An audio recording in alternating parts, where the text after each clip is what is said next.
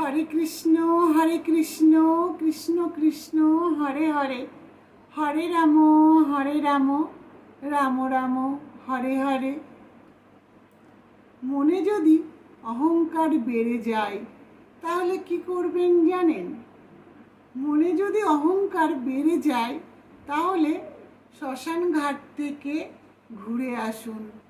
দেখতে পাবেন সেখানে কত সুন্দর সুন্দর ব্যক্তি শুয়ে আছে, কত ধনী ব্যক্তি তারাও শুয়ে আছে।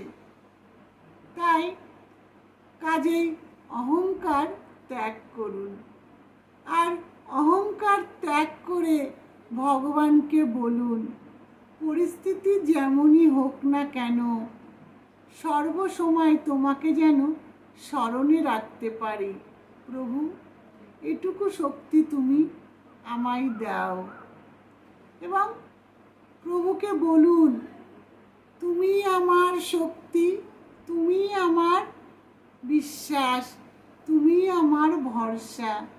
শেষের বেলায় তোমার চরণে ঠাঁই দাও প্রভু।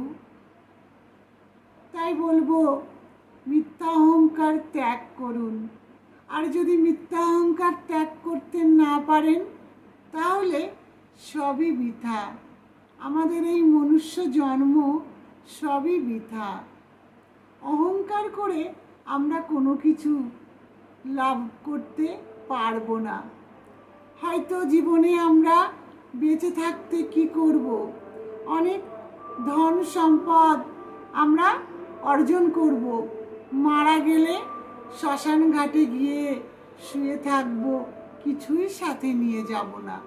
তাই জীবনে যতদিন এই পৃথিবীতে আছি ততদিন কি করতে হবে?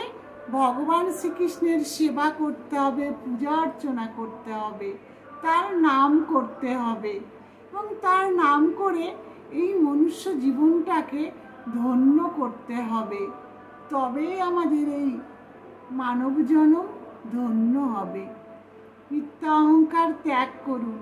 মিথ্যা অহংকার ত্যাগ করে ভগবান শ্রীকৃষ্ণের চরণে ঠাঁই নিন।